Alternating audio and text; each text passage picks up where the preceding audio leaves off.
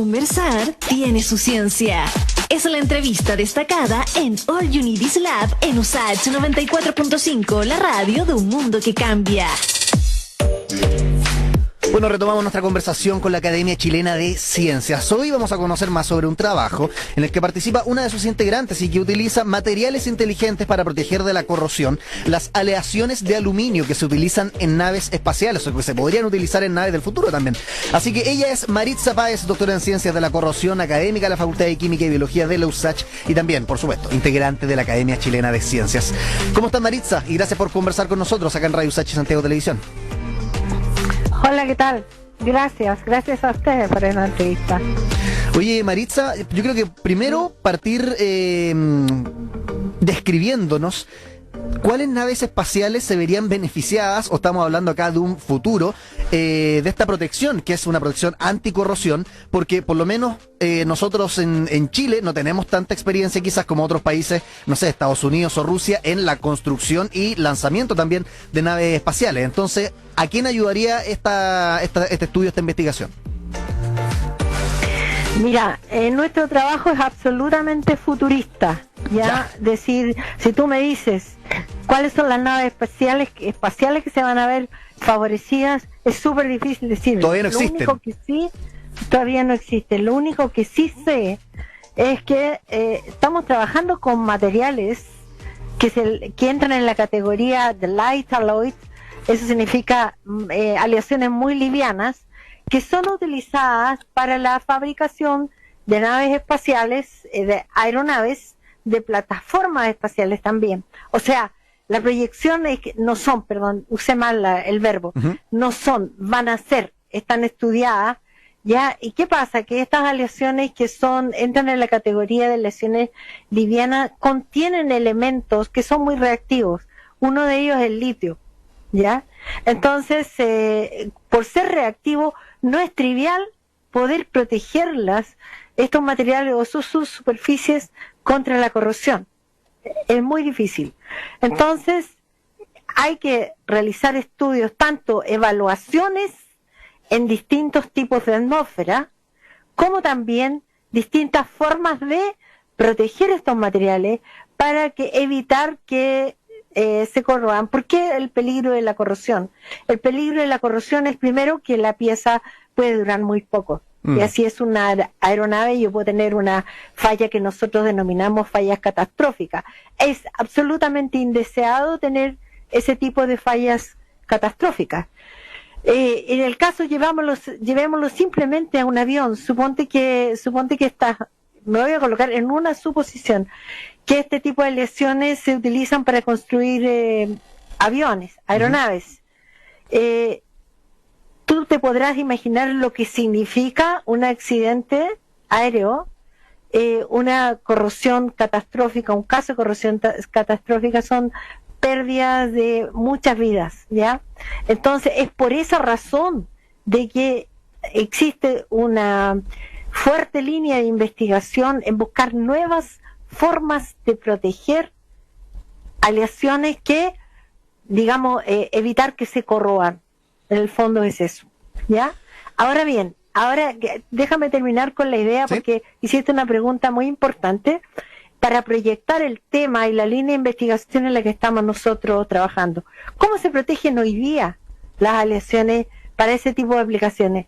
Se protegen con soluciones base cromo 6, que el cromo 6 es carcinogénico. Ahora, si bien es cierto, las protecciones que se están dando, aun cuando sean altamente nocivas para la salud humana, son protecciones muy efectivas en el largo plazo. Existe en este minuto todo un movimiento de cuidar nuestro planeta, ¿no es cierto? Tenemos una crisis climática, ¿ya? Y estamos tratando de utilizar procedimientos que sean muy amigables con el medio ambiente. Entonces, desde ese punto de vista, todos los procesos que utilicen cromo 6 quedan descartados, ¿ya? Pero ahora bien, ¿se pueden utilizar estos nuevos procesos que estamos nosotros estudiando ahora? Todavía no. Hay que evaluar mucho y que estudiar mucho. ¿Por qué? Porque el costo asociado a equivocarse es demasiado alto.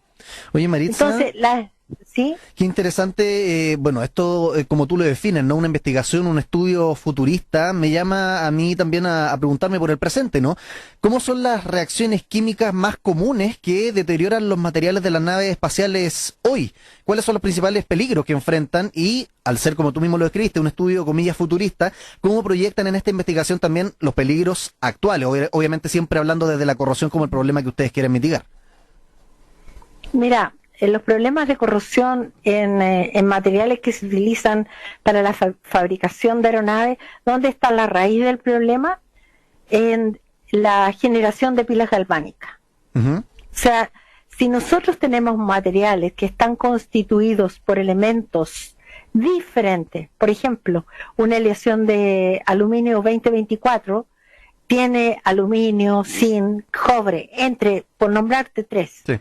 Ahora, la diferencia de potencial redox entre aluminio y cobre es enorme, es más de 2 volts, ¿ya? Entonces, si es tan grande esa diferencia de potencial, si tú aproximas aluminio y cobre y cierras el circuito iónico y electrónico, simplemente ahí se te empieza a corroer la parte asociada al aluminio. Y esa corrosión puede ir tan rápido que puede generar una perforación, ¿ya? Entonces, si tú me dices, o sea, la pregunta es ¿dónde está? Bueno, empieza todo en la aleación misma, porque una aleación está constituida de varios elementos. Segundo, no solamente la composición en elementos, sino que además ese material es sometido a tratamientos térmicos, es sometido a montones de tratamientos mecánicos, y todo eso se confabula para hacer un material altamente susceptible a la corrosión. Maritza, para ayudar también a entender a los que nos están escuchando por Radio USACH, a los que les recuerdo también, como estamos conversando con Maritza Páez, académica de la USACH y también integrante de la Academia Chilena de Ciencias, sobre esta investigación futurista, como ella bien la describe, para proteger aeronaves. Tú hablabas de que el principal desafío y problema al cual se tienen que enfrentar, digamos, relacionados con la corrosión, son las pilas galvánicas. Y estas pilas galvánicas tienen mucha similitud, corrígeme si me equivoco, y por esto era para aterrizarlo también a nuestros auditores, con la famosa pila de limón, ¿no?, que hacemos en el colegio, donde un ánodo del zinc, el cátodo del cobre. Efectivamente, así es, ahí está la base, o sea, si yo tengo dos metales que tienen distinta susceptibilidad a oxidarse, porque el cobre es bastante noble, claro, ya, y si tú le pones el zinc se corroe de mirarlo, ya, se disuelve. Entonces, si tú juntas estos dos metales, ya, los juntas, y cuando digo yo cierra el circuito, significa que los conecto eléctricamente, claro. Y además, que es lo que tú haces en el laboratorio, y además está cerrado el circuito iónico, es decir, esto tiene que tener un medio acuoso, un medio conductor. Si tienes cerrado el circuito, se te disuelve el elemento menos noble, digamos. En eso consiste la pila. Y teniendo ya claro, uno de los principales problemas también que pueden enfrentar la aeronave, este estudio utiliza materiales inteligentes para proteger aleaciones, tú nos decías, de aluminio livianas, que podrían utilizarse eventualmente para construir aeronaves. Entonces, explícanos por una parte, ¿por qué se llaman, o ustedes lo llamaron, materiales inteligentes? Y segundo, ¿cómo ayudarían en concreto, teniendo este ejemplo que tú nos decías, no de la pila, a proteger eventualmente de la corrosión a las aeronaves? Ya, partimos por lo inteligente. Ya. ¿Qué es un material inteligente? Un material inteligente es un material que tiene capacidad de respuesta frente a cambios del medio ambiente. ¿Ya? Suponte, ¿cómo cambia el medio ambiente? Tienes una humedad a las 5 de la mañana, una humedad relativa a las 5 de la mañana y una humedad relativa a las 6 de la tarde. O sea, lo que sea que está protegiendo una superficie debe tener esa capacidad de responder frente a cambios de, por ejemplo, humedad relativa. Otra cosa, por ejemplo, el avión. Si tú lo tienes estacionado en el aeropuerto Arturo Merino Benítez y inicias un vuelo a Europa, este avión despega, sale y alcanza una altura de 10.000 metros, 10.000 pies, y después de eso alcanza una temperatura de menos 50 grados Celsius. O sea, saltó, supongamos, de Arturo Merino Benítez en este minuto, supongamos, 30 grados Celsius a menos 50 grados. O sea, hay un delta T de 80 grados. Y en lo que sea que está en la superficie, tiene que responder a ese tremendo cambio de temperatura. Otra cosa, nosotros sabemos que en la atmósfera hay microorganismos. También sabemos que los microorganismos que tenemos aquí en el aeropuerto de Arturo Merino Benítez es un tipo, pero si uno llega a zonas caribeñas, a zonas de temperaturas y humedades más altas, hay otros tipos de microorganismos. Entonces, nosotros y los microorganismos, desafortunadamente, en este caso, tienen la facultad de catalizar ciertos procesos de deterioro de los materiales.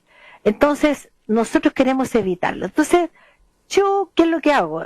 Lo que hacemos nosotros en el laboratorio es generar materiales que cubren la superficie, que la protegen, pero que son súper inteligentes. ¿Por qué son súper inteligentes? Porque si la película protectora se daña, el sistema es capaz de generarlo automáticamente de nuevo, sin que tú no hagas un trabajo. Segundo, si se coloniza un microorganismo XX, el material protector va a contener entidades bactericidas que no va a permitir que colonicen estos microorganismos en la superficie. Entonces, esa es la manera, o sea, uno tiene que hacer estos materiales capaces de responder a perturbaciones del medio ambiente. Ese es un material inteligente. Bueno, y de hecho, cualquier material que uno utilice, entiendo yo, para proteger el metal, en este caso el aluminio, que se puede mezclar con el litio, ¿no? Ahí me corrige si me equivoco. Correcto. Sí, tiene que tener al final la capacidad de resistir todos estos choques que usted decía, entonces de ahí la importancia también. Y bueno, mencionando el litio, también lo hago, para pasar al próximo tema, que, bueno, toda la discusión sobre el litio ha estado sobre la mesa la última semana y los últimos meses y años, respecto no solamente de su nacionalización, sino también el desafío estratégico que significa para Chile tener un producto tan importante como el litio. ¿Qué reflexión también podemos dar ahí respecto de el privilegio que tiene nuestro país de tener litio, pero al mismo tiempo pareciera que no lo tenemos muy en cuenta, ¿no? O sea, yo creo que aquí hay demasiados intereses, pero qué bueno que me das la oportunidad de expresar lo que yo pienso al respecto. Primero, nosotros nos estamos perdiendo una tremenda oportunidad. O sea, siempre, por haberme formado hace más de 30 años en el área de materiales y particularmente de aleaciones de aluminio, yo siempre me he preguntado ¿por qué nosotros no tenemos una planta de aluminio en Chile?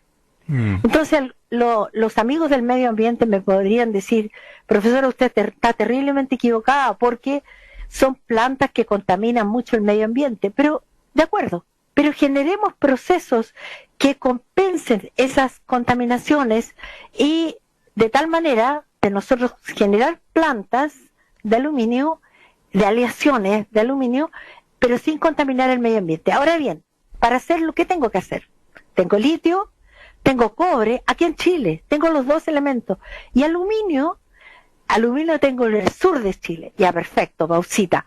Sale carísimo traer el aluminio como bauxita desde el sur. Bueno, ¿y por qué no hacemos un trato con los bolivianos, con los peruanos, que ellos tienen bauxita?